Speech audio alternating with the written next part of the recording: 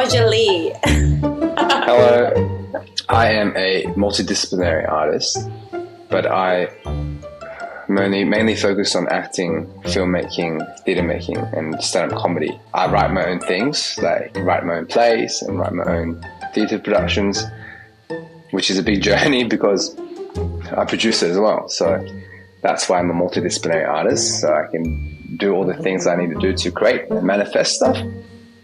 I am also a remedial massage therapist and a yoga teacher, and I run a men's group for STARTS, the service and treatment for trauma and torture survivors. It's for people who experience trauma and mostly from refugee backgrounds, so it's a men's group, and I've been doing that for about 2 years. And I've also been doing meditation circles with the Cambodian community. Been also doing meditation circles for my local community when I was in Newcastle. And I do remedial massage therapy and dry needling, so a lot of body work. That is my holistic health side of my life.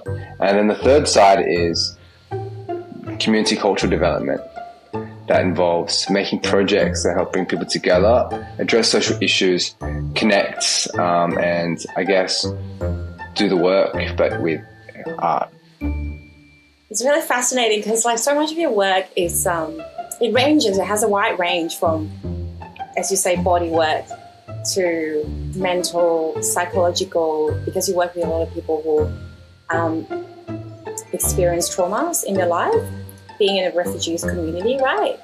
I'd love to hear a bit about how you develop those practices and those passion. Like how did you come, to... Yeah, it's diverse, right? Well, it's beautiful to hear you celebrate that, because I'm always hearing people go, oh, you need to focus on one thing. Oh my goodness, that sounds like a lot. And I'm like, well, I guess it is, but like I only have a limited time on Earth, and what's better to do, And I got into it because acting and theatre making and telling stories since I was a kid, it was a way for me to escape. It was a way for me to explore a story and have fun, but also explore my emotions in a way that was sanctioned. It was right. It wasn't seen as making me less of a man or less of a person, because emotions, growing up, I did feel a lot. But in art practice, in theatre, if my character is emotional, or if the story is emotional, and then I don't know, some drama workshops, drama games, and warm up my body, people would see my process as just, oh, it's my craft. And I was left alone to really process the things I need to process. So in a way, I use art as an excuse to process the things I needed to process, right? I also, from then, it made me go into the internal work, and my community, my family, my grandpa specifically was a Buddhist monk, and I would hear him meditate and chant, and that always fascinated me. My mum, when we were kids, we would share a bed because we were in one room, and next to me, my mum, she'd be sleeping, and she'd be worried, and she'll pray to Buddha, and like, why is she praying? And my siblings grew up spiritual too, and so they were doing their own inner work, and I was drawn to that. And yes, it was a tough journey because I swayed between the compassionate middle way and then the apathetic, detached side of life, and then the overly attached side of life. And my personality is kind of experienced different journeys throughout my life. There's more to it, but I'll just point out to the fact that made me pursue the inner practices of meditation. I was a chubby kid. I was a pretty chubby kid. I looked like a compressed Kim Jong-un, like that's how chubby I was, and I would be really, really insecure. And so yoga was a journey for me to kind of come back to my body and love my body and calm my mind as well.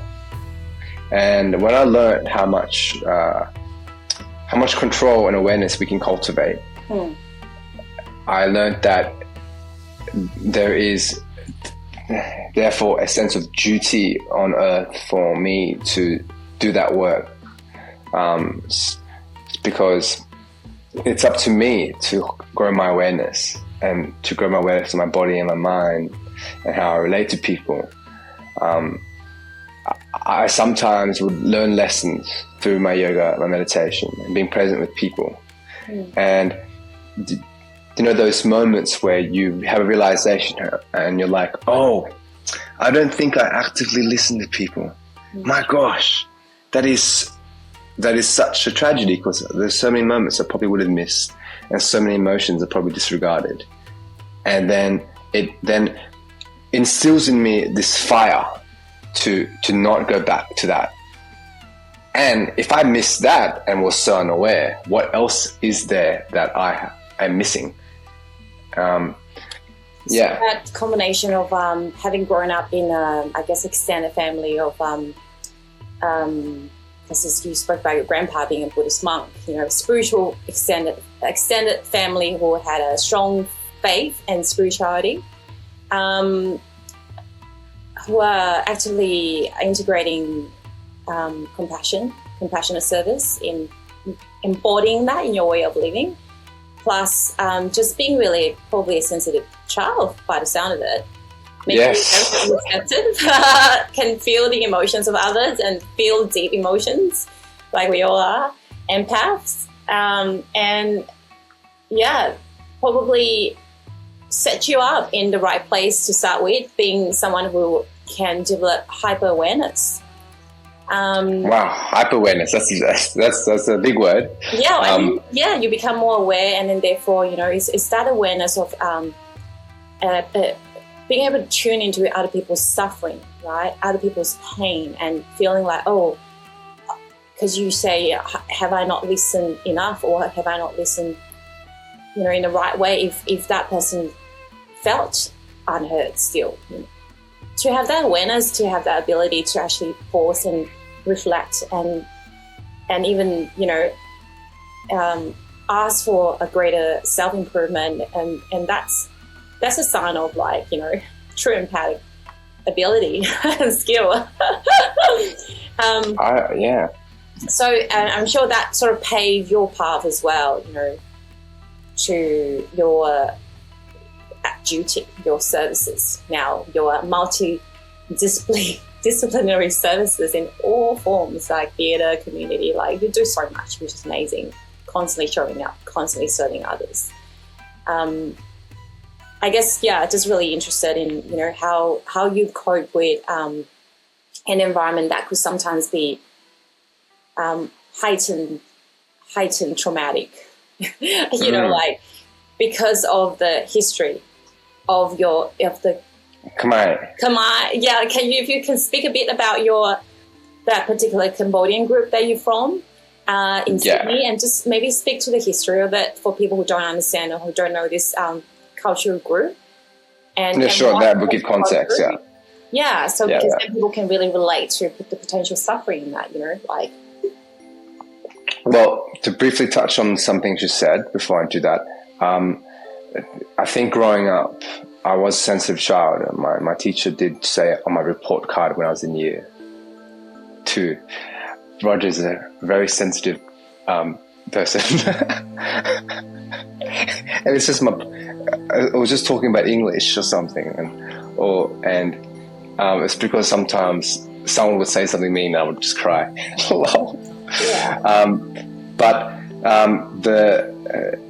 I didn't think it meant that I was able to attune to other people's suffering until my early 20s. So that my teenage life, I was still very much going through that journey of learning. And because of the past, it kind of gave me some prerequisites, not to excuse or say that is the determining factor, but it's one of the factors. And so I am Cambodian, and I was born in Australia, and my parents were born in Cambodia. They lived through quite a few wars, the main war being the Khmer Rouge, which means Red Khmer. It was an extreme communist, Marxist-Leninist revolution, and it was between 1975 to 1979. It was almost 4 years, and during that time, 1/3 of the population, about that, was decimated. They were killed off because of their political beliefs, their standing in class and status, their education, and if they were also from a different religion. So it was a very strategical genocide of anyone who opposed the political regime, and also to clearly kill off a large population of people that is capable of fighting back or having ideas that will be against the status quo, and that is the absolute tyranny and omnipotence and all-knowingness of the state being the big brother. So that was Pol Pot, and who was called Big Brother too. And so conscious relating in that time actually was not even a practice. It was probably deemed as something that goes against the state.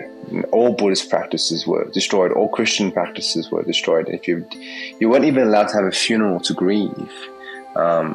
They would just bury the body, and marriages also, which is a beautiful conscious practice, relating practice, that it was controlled by the state, and you marry the state.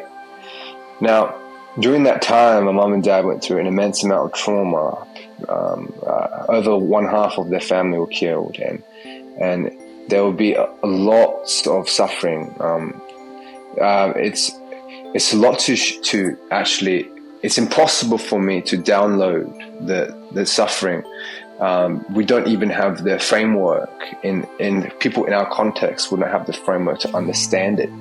But I can say it was destitute of hope a lot of the time, and many times there were stories of hope, and their stories of hope is also a testimony to the power of compassion, because it can also thrive in such destitute conditions.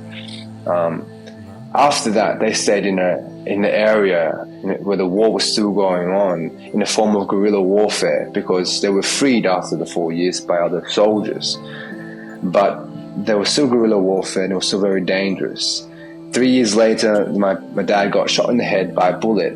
It skimmed his skull, and then because robbers were trying to take away some diamonds and gold, and the family wasn't safe. So my mum and my dad and my 2 sisters and 1 brother journeyed to the border of Thailand, and it was a tumultuous journey as well.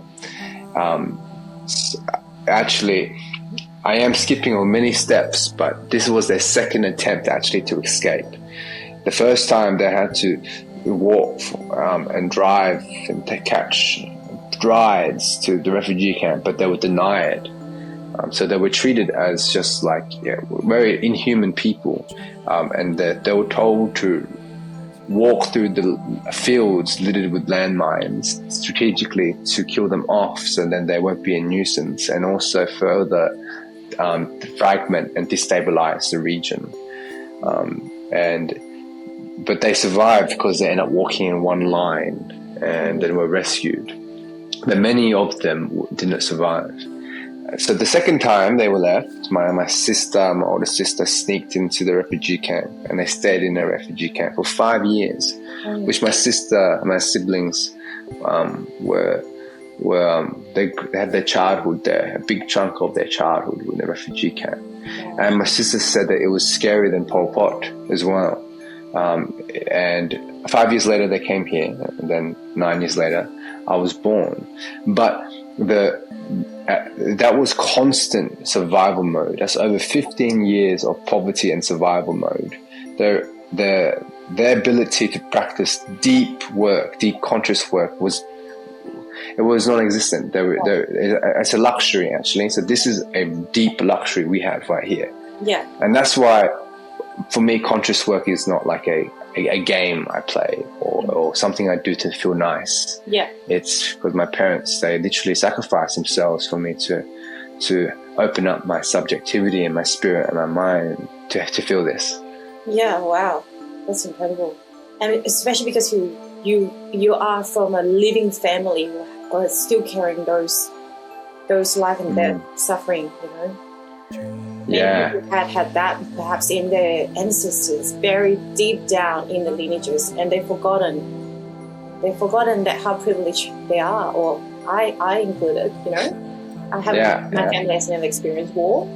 And so often we can, you know, be in a high horse and be like, oh, you know, why can't you be a bit more, you know, like focus more on healing yourself? But the reality is people who have, as you said, people who have literally have to survive, just to survive, just have bare minimum to survive for like more than 15 years of their lifetime.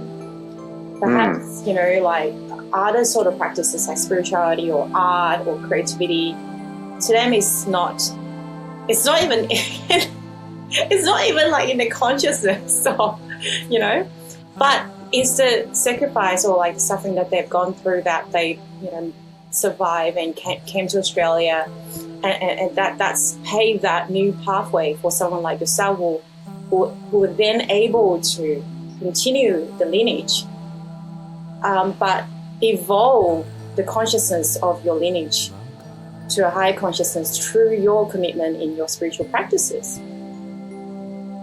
That's incredible.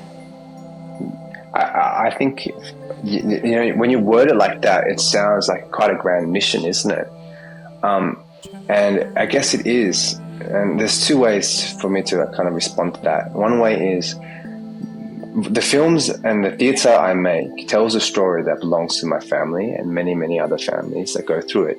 For them to see a reflection of themselves and their shadow, yes, which is, you know, always awkward and painful to see. But then when I spin it in a light where we understand, it's okay.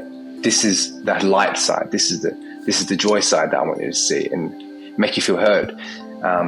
When I do that, I have in a form that conversation we never will have and never can have because of our anxiety or avoidant attachment styles. But the theatre creates that space for us to watch it.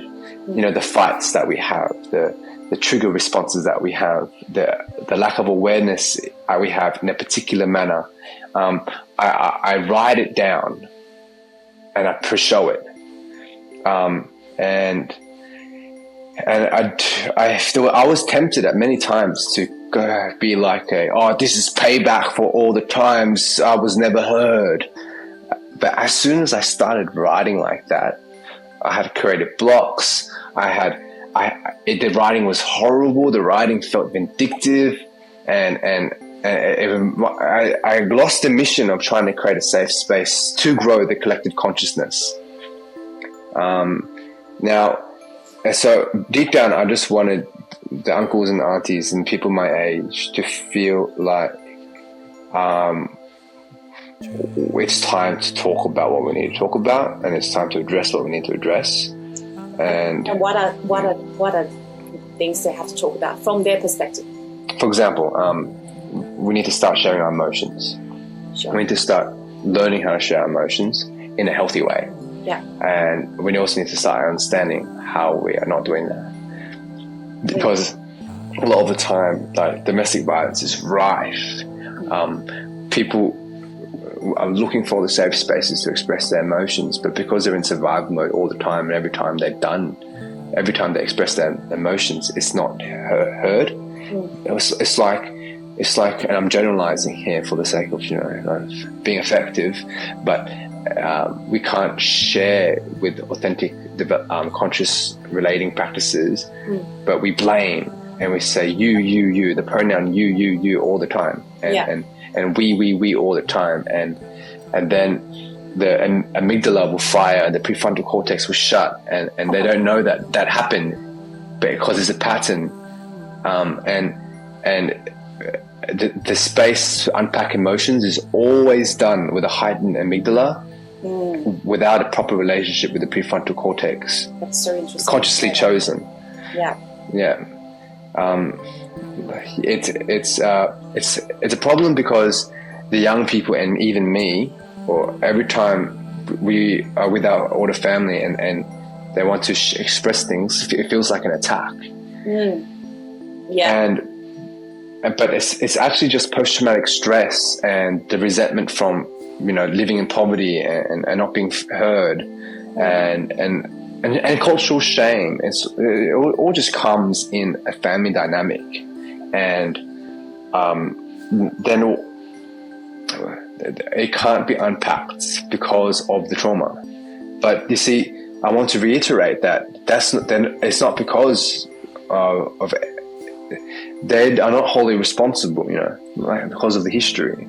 They don't have the privilege to develop the mind-body connection. Yeah, well said, but how do you help them to unwire those flight and fright response? And how do you help to unwire people who have physically suffered from war traumas and still carry out PTSD symptoms, to help them to, firstly, it's like, I'm just imagining, firstly, I think you have to do a lot of cleansing, a lot of healing on the deep level, like on the soul level, on the emotional body and pain body level, physical, mental level, and then rewiring that with new set of tools, and to some people, it's like a lifetime of practices, but they may not even achieve all that in one lifetime, right? So I'm really curious about how do you deal with people who, like especially the older generation, who had lived life through life and have carried PTSD, and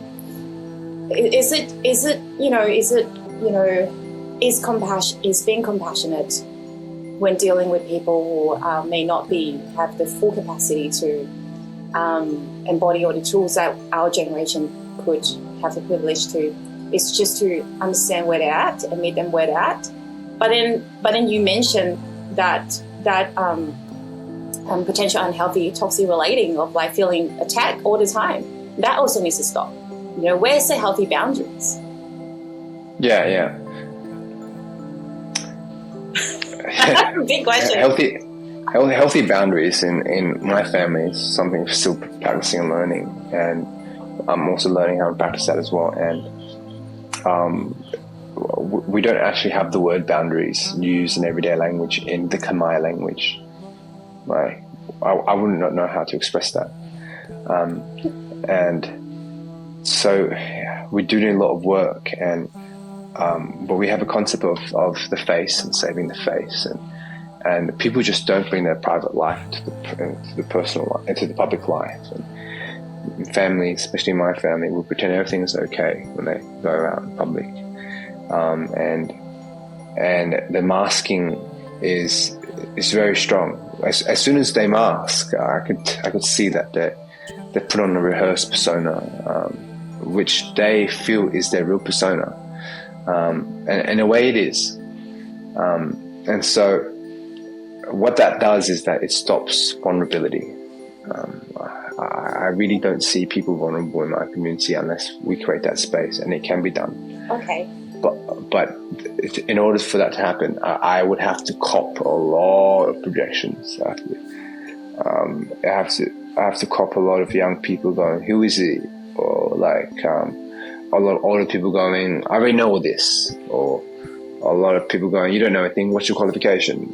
Even though I'm not even working, like I'm just sitting there, and an older person will talk to me, and then they will be like, "Don't talk about the past. It's meaningless. Why is he talking about the past? Who's this guy?" And I'm like, "Whoa, really?" And I mean, like, what's so astounding is that in the circles that we're in, the festivals and the healing circles, as soon as someone has something arise, and then they have the bravery to speak to it, we hold space and we catch that fly. That takes a lot of presence. But then one person will go, waving his tongs around the barbecue, like, hey, don't talk about the past. There's no point talking about the past. Don't worry about it. And I'm like, whoa. This person is literally unpacking a trauma response in a way with an intention to educate a younger person, to therefore transform their trauma into a fruit that can educate the youth and therefore makes sense and give meaning to what their suffering is. That's what she was doing. That's what older people can do. Older people can transform their trauma into wisdom and give it to their kids. And when they feel that the child or the young person really receives that, there's a sense of empowerment where they are part of something greater than themselves and that they're contributing to the world. So it's about acknowledging that what they share is acknowledging the wisdom or the light of what they share, rather than taking the tonality personally, right? Because the way they share is probably either, a bit rude or offensive or... Each of them have a different, it's very diverse how they share. Some people share by just sharing events and it's detached from emotion. Some people share by blaming and positioning themselves in a particular story as a victim.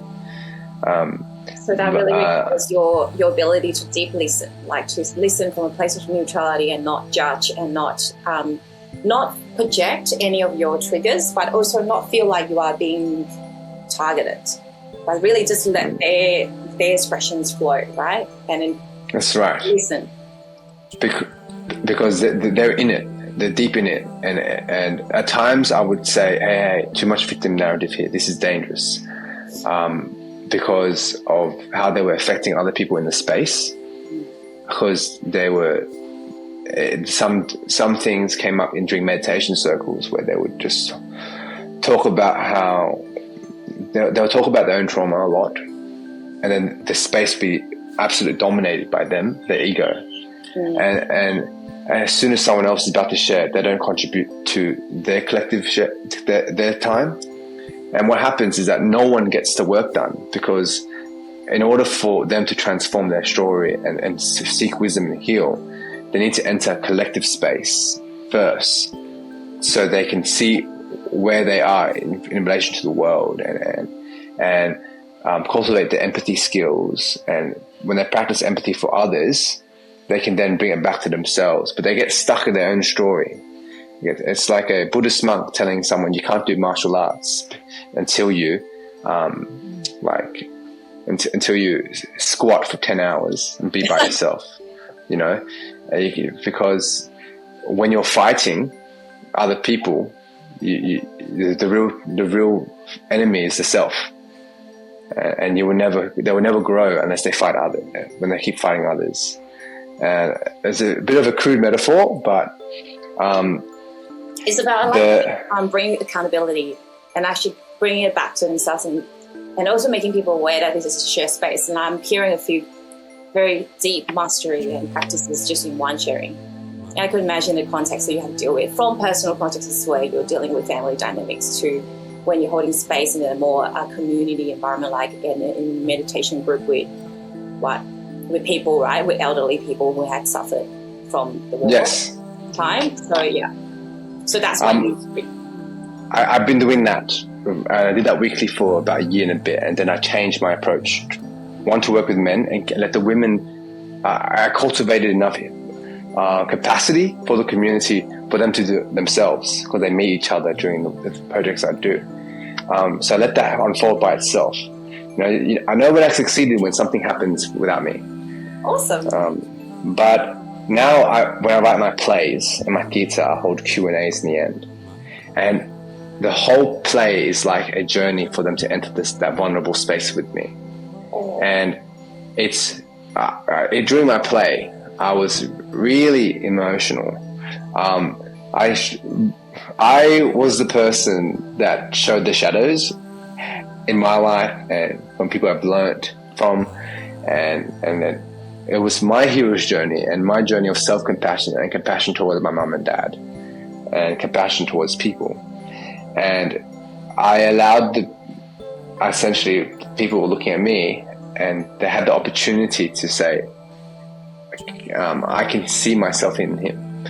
And one mother said, I could see my son in you, and I could recognize how I wasn't emotionally available for him, and how I pressured him. But I learned that it's because I could not play. I could not play because I was going through trauma from the war. And then my son felt the trauma transferred in that way. And then she was able to be vulnerable. But when she was sharing that trauma to the group, they said that, and they wouldn't mind me sharing this because she shares the same mission, and it's part of the project now with me. She was sharing with the intention to tell me how important the work is. So the work was much more important than her own story, per se. She was part of a bigger story because she wanted the play to touch other people. And I'm like, that's a big growth there for a 50-year-old lady going through trauma. And she noticed her own pain and then tapped into something to serve the world with. Yeah. By contributing her personal story to your play? To my play, but also the way she shared with the idea in mind that this is to help others, and this is for the collective. And I think going through trauma, being motivated solely to heal trauma just because one person wants to heal themselves and only themselves is valid, but it's not enough. It's not enough. There's something greater that we need to connect to, whether divinity or God or the world, the universe, and or even our family and friends and our loved ones.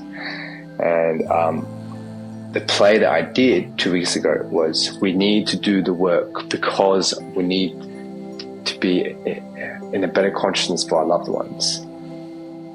And well, that's definitely what I tapped into when you were last sharing. Like, it was really touching because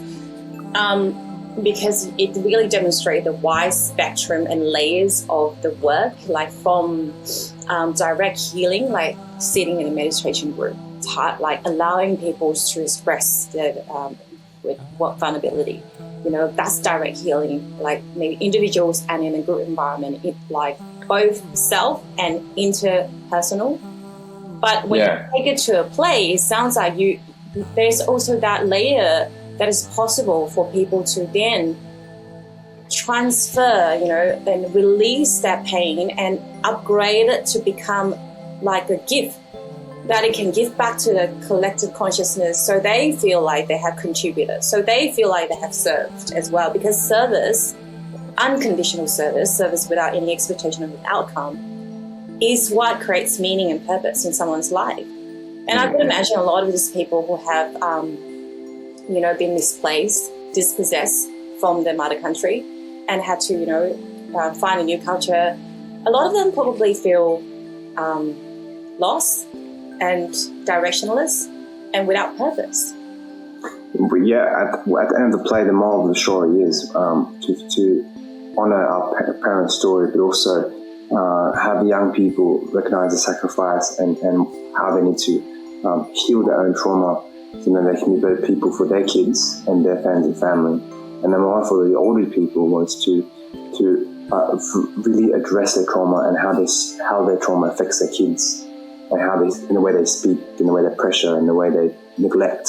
And because intergenerational trauma after war is really big, but even though I share this, it does give that purpose. Okay, this is our mission, and it's a beautiful mission. It's a meaningful mission, and it's a mission that we can bring to the world, and maybe other people can learn from it. And there was definitely that vibe in the room, where we all have this mission to work towards, Wow, I could imagine it would be so heart moving working in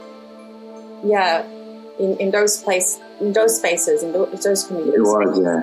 Yeah. It's very hard, nourishing, because the reward is its purpose, I think. And it's challenging because being a place where we can be vulnerable is not easy. And if I just be jargonistic for a little bit, it's a very capitalist, very modern, very industrial, individualized world, meaning we are private at home, we go out, we go to work, we just have a social mask, and that's just the norm.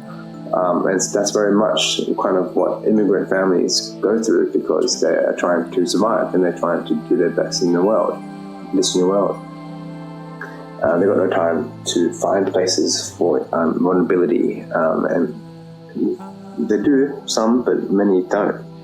And but when we do create that safe space, and when compassion is really practiced in that way, it's like almost like a skill. Like, you can't just go, oh, compassionate.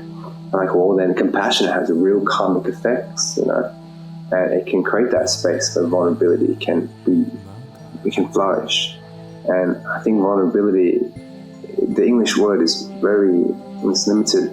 I don't think I don't know there's a Sanskrit word for what I'm trying to say, maybe, but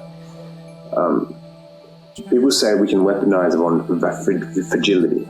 We can weaponize vulnerability, so we can kind of get what we want, or be in a state that enables our behavior. But a lot of times I hear the term weaponizing fragility, and it can be done with people who experience trauma and only know vulnerability, but in a way where it's don't hurt me, let me continue my bad habits, let me continue my destructive habits, and if they are addressed, I will go to vulnerability mode, so no one can pinpoint things I need to change. Right. Well, to me, that sounds like mass vulnerability. To me, that sounds like vulnerability without the courage. But vulnerability is courage. So that probably sounds more like weakness than being cowardice. Or being wrapped in a victim mentality or complex. You see how it's very two sides of the same coin. Where it's a very much a similar nervous system as well, because it's a trigger response nonetheless. One is a trigger response with awareness, a trigger response done with intention, and a trigger response with a certain capacity, right, with the courage. And then the one is maybe has a lot of shadows. I would just simplify it to whether someone's seeking validation or someone's truly owning the truth and expressing from a place of accountability. Yeah, yes. So that being done in a collective, in an Asian context, is unheard of. Like, that doesn't happen. What the heck? But when it's done on the stage, and there's like a liminal aspect, when they're a little bit removed, they get a taste of it, and it's no longer theatre anymore. It's their version of, okay, this is a wake-up call, this is real, this is something that we should experience together as a collective.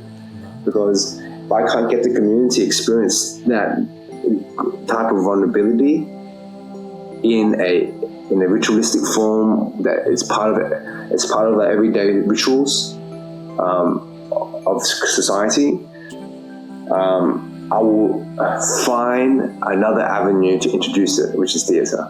Wow, that is amazing. And one time I did my monologue, I looked up to the audience and I go, I'm not acting anymore. I'm literally speaking to you guys, and I have you finally in front of me. So it was like a. I have goosebumps. You might say it's a bit of a trick, but bring them in, and for sure.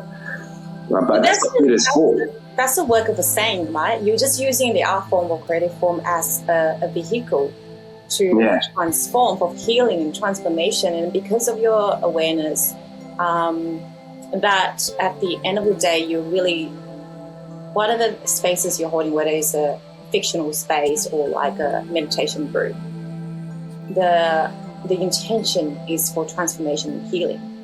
It's truly for people to feel safe and seen and heard, and that's compassion, right?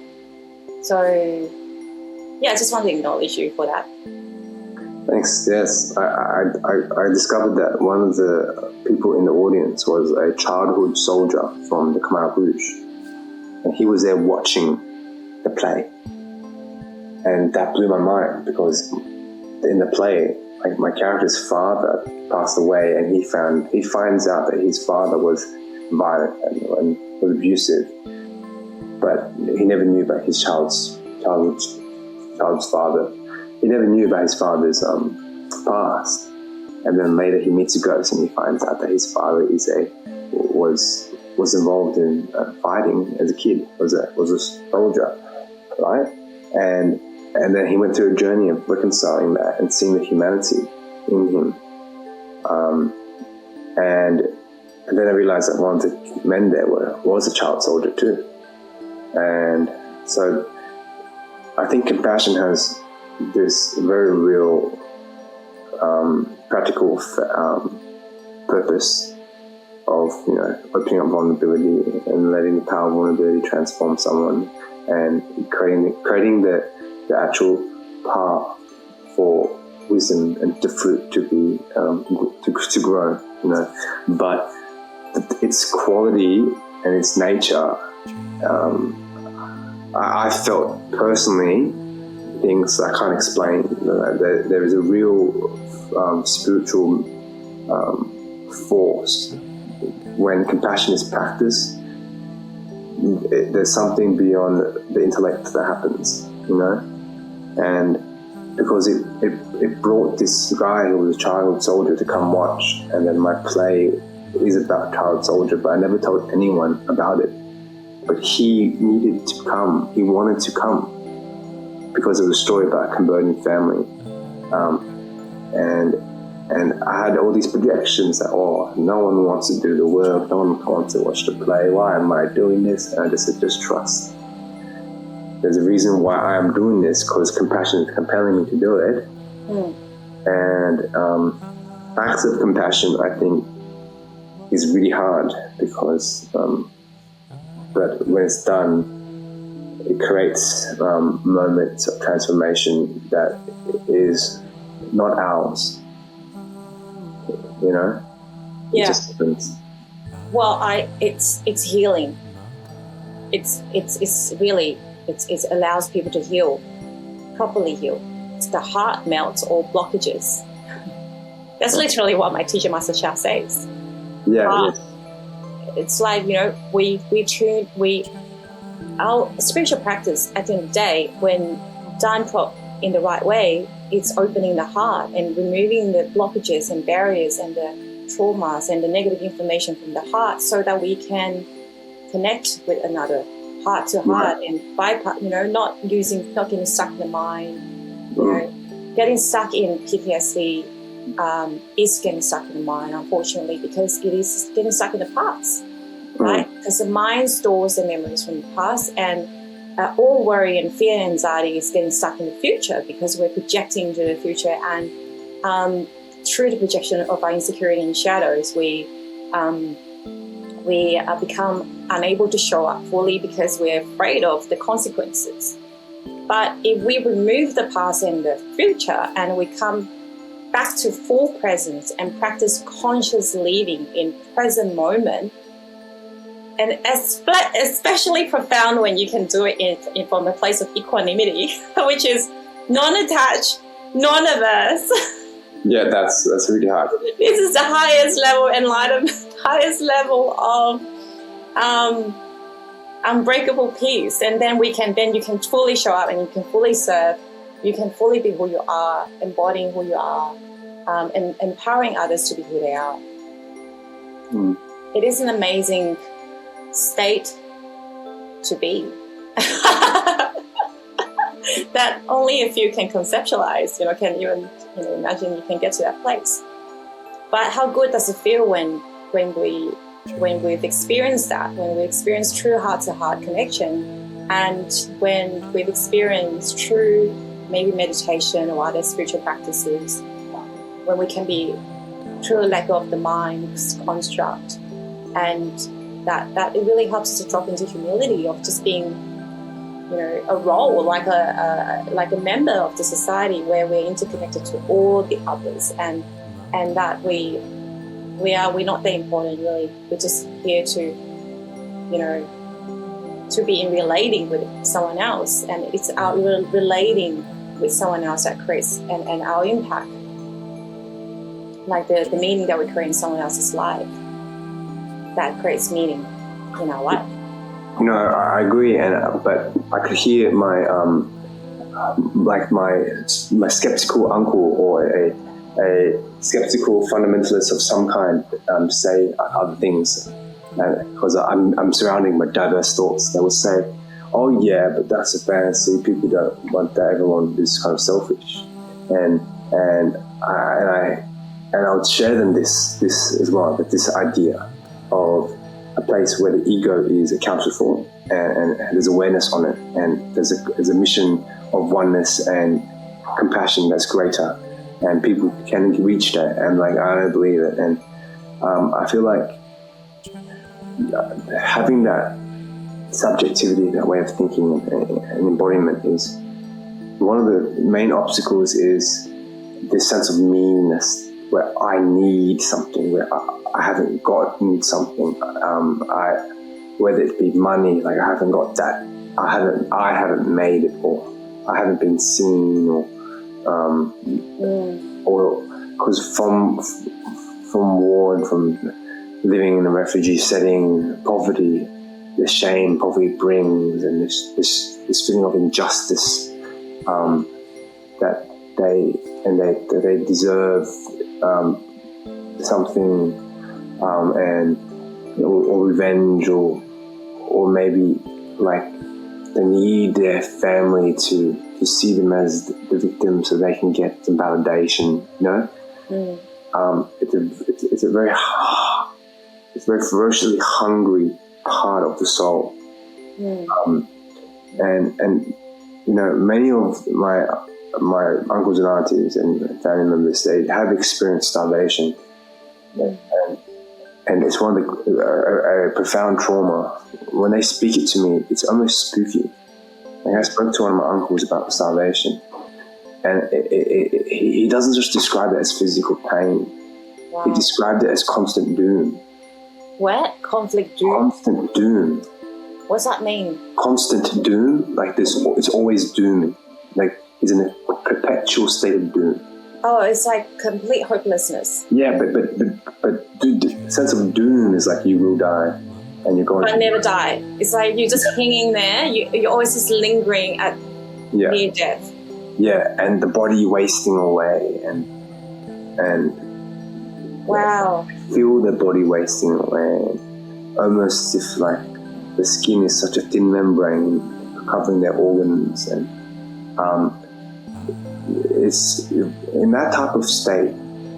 I can't imagine anyone having the Christ-like, the Buddhist-like consciousness of equanimity, and when I share that to them, and whenever I share any spiritual truths of this nature, the higher the spiritual truth, the more beautiful, profound, and idealistic, but yet still truthful it is. It's equally reflecting the doom. It's equally reflecting the suffering. Because if I say that to someone, an uncle or an auntie will go, "Well, you know nothing, because this is what I've experienced.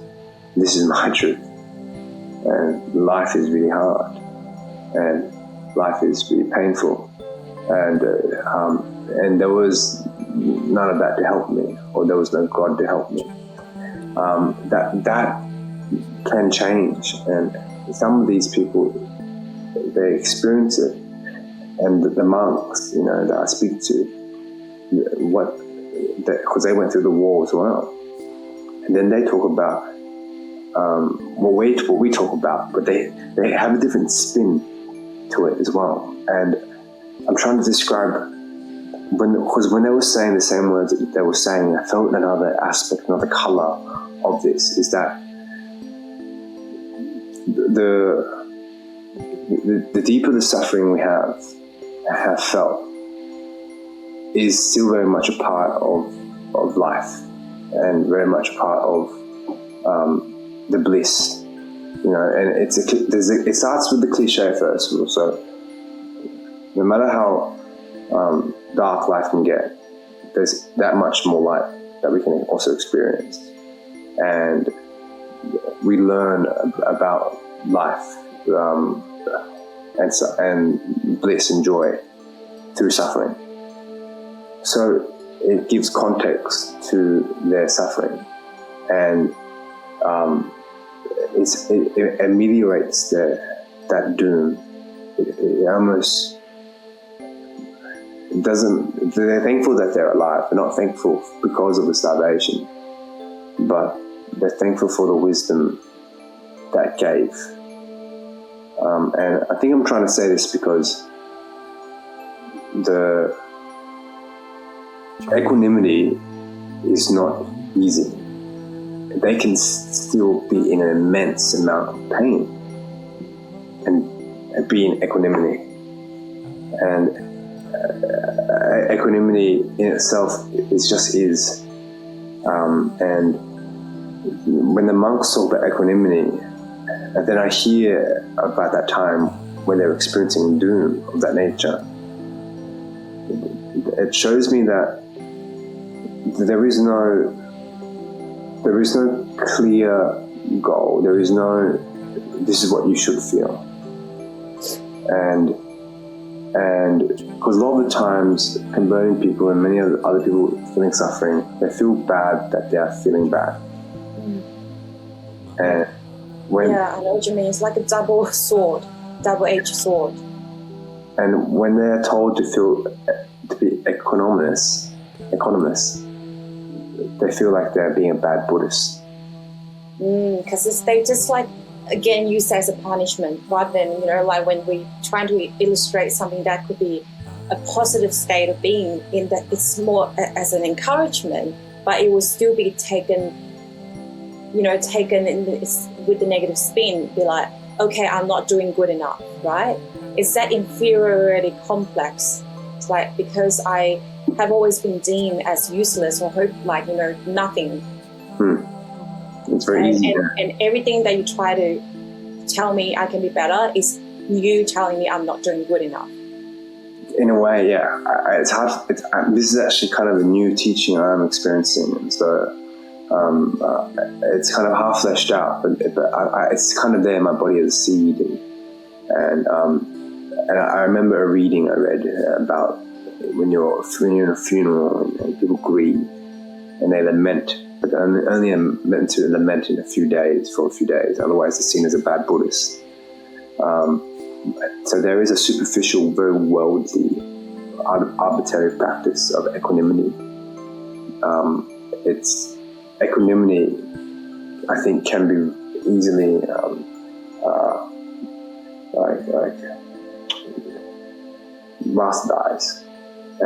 bastardized and turn into something that means to just control your emotions for the benefit of society. Right, like it's quite a dissociated and detached state of being, rather than connection, state of connection and peace. That's right. Yeah. Because my own felt and experience with equanimity is a sense of true connection with the divine, with the higher self, with source, with God, with the creator, whatever you want to call it. But it's a state of overflowing of love. But you're right, for someone who has never experienced not even self-love, how do you expect them to experience divine love? I didn't realize, thank you. I think you really given me a great perspective, and to give me more insight, and therefore more parts of compassion for me to be more compassionate with people when they're suffering and when they're expressing the suffering. Yeah, I was kind of touching on that on the context of doom, being equanimous during that starvation state, and how hard it is to be equanimous. But they practice because people fast as well, but it's kind of a different context. But they giving context to themselves of why, the feeling of why, is a big question in the Cambodian community of why they went through what they're feeling. And you mentioned self-love, which is interesting because I think love here in this context is like they believe that their love is not enough to heal, right? Their own love? Their own love. Okay. Their own love, they've witnessed that their love doesn't have real world effects. So they, which is, it does. But that's what a regime can do, That's what a political regime can do. And because it makes people feel so useless, hopeless, unseen, unheard, and debased to a slave, taking the humanity away. And so the power of love is they're stripped away of their power. And I think compassion is one of the key ways to remind them of, I guess, the power of love. But it needs to be done in a way that fully respects the severity of their suffering. And it needs to be done with equanimity. So the person who's experiencing the most extreme suffering, they starved, their family died, they all doomed, they had a feeling of constant doom, they had to bury their children and not have a funeral, all right? And this is like common trope. Yeah. And they're in their 50s now. You know what I mean? Like in the 60s. So they're still young, relatively. So to other war survivors. Now, they come to Australia and they see everyone living, like the 70s was so fun over here. The 80s was so fun over here. Like houses were cheap, everyone was partying, and they come to Australia and no one knew about Khmer Rouge. No one knew about the war. So they did not experience the compassion from the world. They did not experience the world seeing them and being compassionate to them. And then they were further reminded that their love is not enough because their love is not being returned. And so all these teachings that I've read, I'm like, oh man, these Cambodian people, like my families, they didn't stand a chance. Imagine going through all that, and then you come here, and then people are just arguing about the price of eggs, and also wanting the immigrants to leave because they're full. But they found ways to learn from their wisdom. They found meta-narratives that are profound, which is their children are also the fruits of their consciousness. They need to work to contribute to the life of their kids. And I think equanimity from my mum and dad and from my parents and from other people I've seen, the way they practice it is to fully respect what they went through, but also find an equally intense amount of duty and joy to kind of balance it out and say it's possible. And because they can do it and they went through that they can be of servitude to the world, because if the Cambodian people can do that, it serves as an example. And that's one way it helps them be economists. So in essence, I believe the key for equanimity is not a detachment, and it's not being numb. It's finding the most divine story consciously to give meaning to the moment. Because if my hand is on fire, but I know why it's on fire, I understand that it's on fire for higher purpose, I believe that there's equanimity there. you can argue, I think Jesus was the highest form of equanimity when he was being crucified. Wow. Yeah, you're right. You're so right. It's about understanding the higher purpose behind it. It's where you can see through the pain from a higher point of view. It's like almost like, oh, I'm sacrificing right now. I'm in pain, but this pain is for a greater good, and therefore I can transcend that pain. So it's like you transcend your small self, your human self, your ego self. Yeah. Thank you for helping me, allowing me to speak through that. It took some time. It took some time, but I needed to kind of process my thoughts in that way. It kind of sparked something there. No, that was really good, because I was wondering the whole time. I was like, how then do we help people who have suffered such a lot of trauma to feel love, to even get to a state of self-love? And I think you hit the point there by saying, just finding whatever is there, like the pain point almost, and feeding it with the same amount of passion, or like and letting. It's kind of man. Is it kind of like that? He said, and like, look, you're in pain, but it's for the greater good. You mentioned that you wanted to talk about my writing and my art, so. Yes. This is a good segue, because one of my teachers, and also a few of my teachers actually speak to this. He mentions equilibrium. It's to find an equilibrium with joy, and I really understood this. I'm remembering a book called Actors Prepares, and also reading my other books, spiritual books. So it was a journey to kind of feel this out. But an actor, I'm a character, I would write a character, and they will go through tribulations, they'll go through some inciting incidents that kind of transform them, most of the time for the worse, or maybe it happened before and they're trying to remedy that. And the ending needs to be a resolution, it needs to be an equilibrium. So I consciously think about how the story can change so the character can have an equilibrium and find meaning in his suffering that hits the nail on the head for him. So it's almost like I'm inventing a soul, or taking part of my soul and creating an entity and being an ego.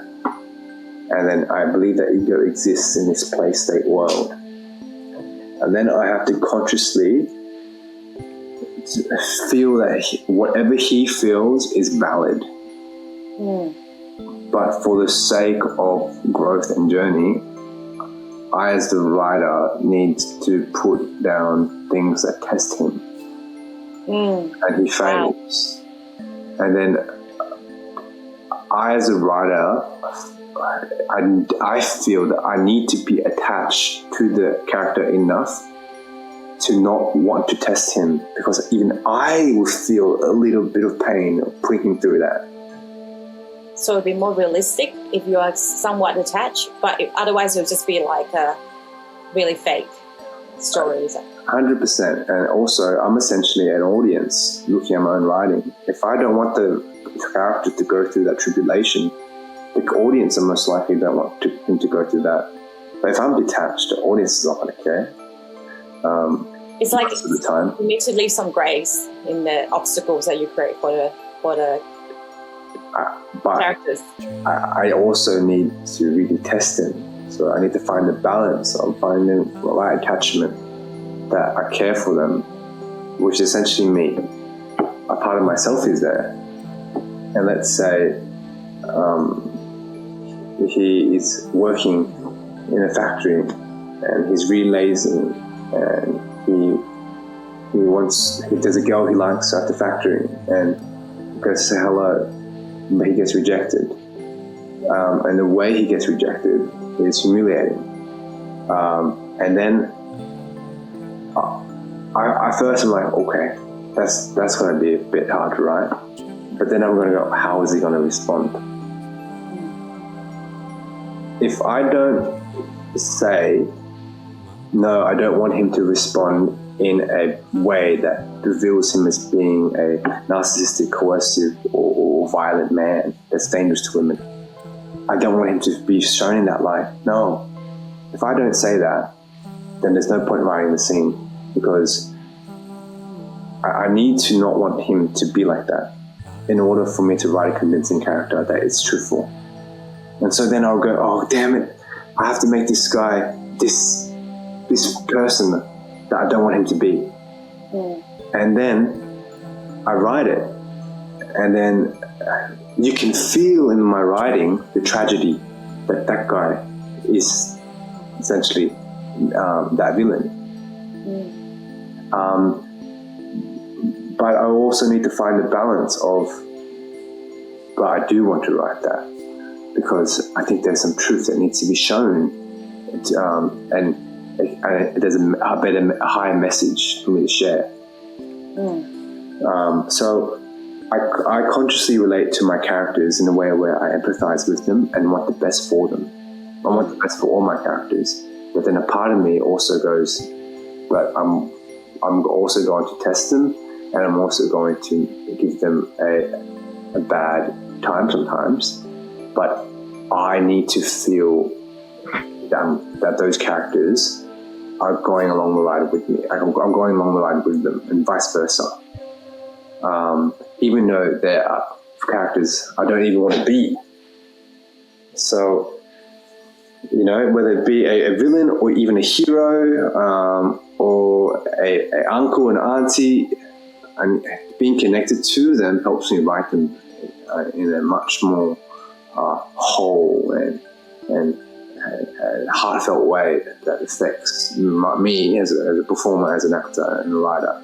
One of the things my teacher said, and I agree, is and they said to never judge the character. Like never condemn them. That's for the audience. Yeah. So do you have to always have some goodness in every? Do you believe that, or in your experience, have you seen that ultimately every character has some good in them, like even the villain? Is that the rule of thumb for convincing truthful characters? Yes. Showing the humanity in each character, it makes them real. If it's like just all bad, it's like a cartoon, and people can feel it. That's interesting you say that, because I think that is just a testament in itself about the saying that the universe is benevolent. Because some people don't believe that. Some people are like, oh no, the universe doesn't have my back. You know, oh, God doesn't have my back. But so for someone like yourself who have experienced and they really explore and dive deep with interpersonal dynamics, and who live through suffering and have seen people's worst, probably people who were nearly killed, and yet you've seen humanity, and humanity is kindness or like goodness, or I think that has a lot to say about what the reality of humanity really is. Yeah, it's good to be optimistic when it comes to really making claims about humanity, I believe. Optimistic with a touch of realism to ground it, which is that there is good and bad, and to the point where maybe it doesn't even need to be said whether there's good and bad. It just is. The universe is. I believe the universe has a plan, and the plan is something that's out of our control. But we're given gifts. We're given the gifts of consciousness. We're given the gifts of being connected. And what's given is that we feel, and what's given is that we can cultivate our awareness. And regardless of all the mysteries, we can cultivate our awareness. So why not get closer to that divine mystery? And that's the meaning. It's like a parabola, you know, a graph that kind of curves all the way to absolute zero representing the discovery of God or the divinity. But we never touched it. But we're always getting closer, and that in itself is a divine being.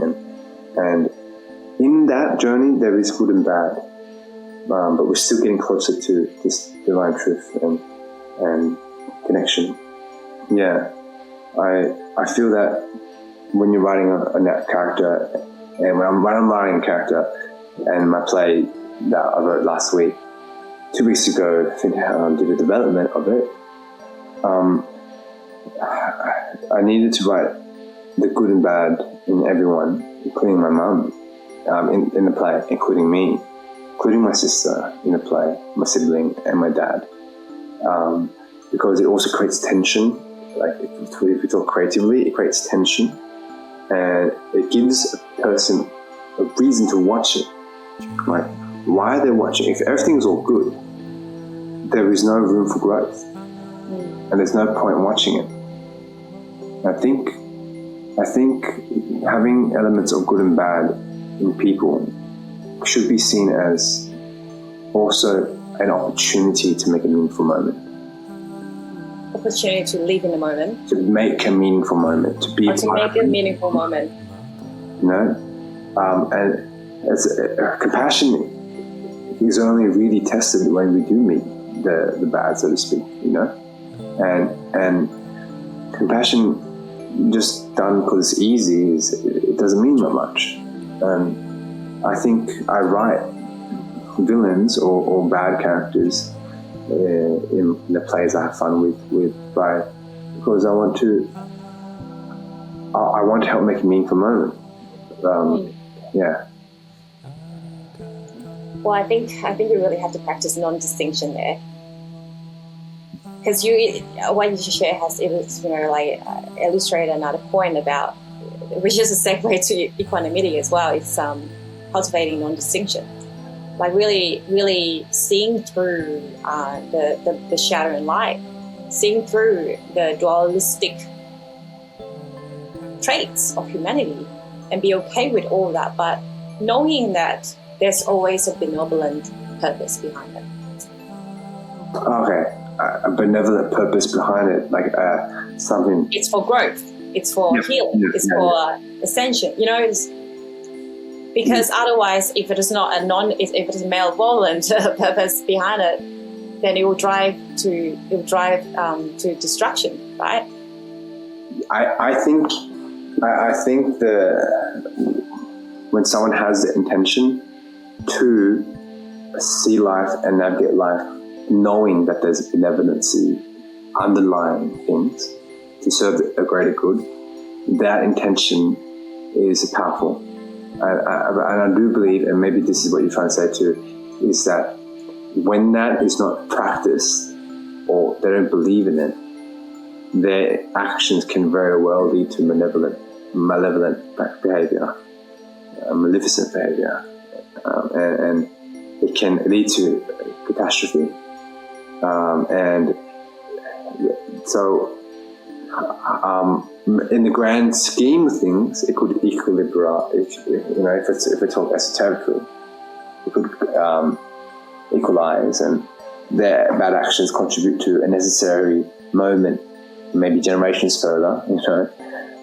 But if I ground it in like the here and now, in that moment,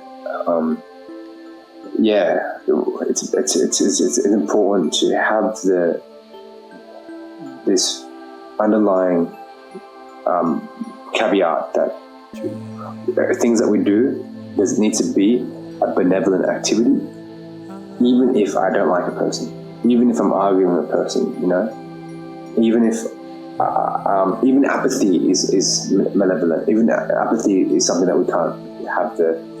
There's no room for apathy in compassion. Conscious relating is challenging. The idea that the suffering is needed in order for us to learn a particular wisdom for the greater good, it does underpin fundamentally on that fact that things happen for a benevolent reason. Yeah. And it's a hard lesson. It's a hard lesson. But if that's not believed, then what hope is there? There's no hope. That goes back to that new state you were talking about. It's like that impending doom state. Yes. But even that state, do you believe even that state can someday come to a cathartic, it can come to a breaking point, and suddenly, that person will let go of holding on to the pending doom, and suddenly they will have a spiritual death. And maybe it's by letting go and dying, actually letting themselves die, then they then realize that they can be rebirthed. I don't know. This is just maybe like highly fantasize, there's a million ways to tell someone you love them, right? Yeah. And there's a million ways to make them feel that. Well, there's a million ways to have someone remind that the world the universe has their back. A million ways to remind them that they need to be present, and that there's whatever they're going through, there's a higher purpose to it. And if they need to be, I guess, it can happen by chance, it can happen by practices, it can happen by just the right circumstances, right? But I think each person has their own allocated journey to have that wisdom told to them. Yeah. Yeah, it's a practice. Like when I'm writing my characters and I'm writing a scene, I think what transpired. Did anyone get what they want, or did people get what they need and it's not what they want? And yeah. Usually they'll get what they want, right? But no, hang on. Usually they'll get what they need. Well, usually they get what they want, but they realize that they don't want that. They want something else. But isn't the whole sentiment about spiritual growth is like the universe always give you what you need, not always what you want? So in the end, hopefully they get what they need, but through sacrificing what they want. By letting go of the attachment. Of things like that, yeah. That's great. I really do feel like when you're writing, you're like playing God to some extent. So it must be a really fascinating process, because you're constantly tuning into your God consciousness. It's like, oh, now I've got 5 characters I'm playing with in this universe. And how am I going to see them? What blockages and obstacles am I going to throw, and curveballs I'm going to throw their way, and I'm going to test them. And well, that's the thing, is that it's a very human consciousness. Because I have to be attached to the characters. I have to, in order to write the scene and go with the flow, I need to feel the protagonist respond, and then so I can know what he's going to do next. Okay. So it's both God consciousness and human consciousness at the same time. So you're both in Tao, what we call Tao in Chinese, yes. Source, where you're both in that source, that emptiness state, as well as in the human state of triggers and reactivities and projections. I have to put myself there. It's a lot of effort. It's a lot of energy. But you know what? It's a beautiful one, because I get to. It is play. It's a highest form of play, I think, to contribute to wisdom in that way, and knowledge and story. Yeah. And producing content that transfers feelings. Amazing. It's like playing piano, and then you're making music that makes sense. And we're playing right now. And we're making music, in the form of thoughts. And music is the highest form of thought. And thought is the highest form of music. Thought is actually music, because it suggests something, and it gives its meaning. And so I'm trying to make meaning to words and have sequences connect to each other, and actually connect to each other that says something. And then that says something, and that juxtaposed with me saying this creates like a harmony, and then all of a sudden I create an experience. Yeah, that's beautiful. I love that. And my human aspects comes in because I'm limited by my own ego, because I don't want the characters to go through certain things, but I do want the characters to go through certain things. And I want to say some things that I personally want to say for my own benefit. But the God kind of comes in, the Tao kind of comes in, because I can decide anything I want. Or I can play and experiment without any attachment, just to see what comes out. Kind of like if that was in a creation context, God is just chucking a few animals here and there, and a few plants here and there, and weather patterns here and there to see what is born out of it. I'm happy to wrap up now. Unless is there anything else you'd like to share before we wrap up? Well, it's been a pleasure. This is like my first practice with long form podcast, and thank you for indulging me and allowing my mind to kind of like go on. I don't know what you call them, rants or philosophical, pseudo-intellectual philosophical explorations. Well, conversation from the heart, let's say. Very intellectual and very deep as well at the same time. Yeah, it was. And thank you for allowing me to share. Yeah, thank you so much. Yeah. And how we as a collective, I feel, or at least my family, is kind of addressing it and relating that to conscious relating. I would just say seeing the best in people is so important. And equanimity doesn't necessarily mean we're having a good time. But if we think about it, Buddha starved themselves and learned things. Jesus went through crucifixion and learned things. And equanimity doesn't have to be bad. But I think what we really touched on, and what I found beautiful here, is the idea that when we have something meaningful, that brings equanimity. I like that. I think it's really great. And thank you so much for sharing your process, because it helps people to understand, the application of compassion and self-awareness. And all the tools that we've learned through our spiritual practices in your multidisciplinary healing and creative processes.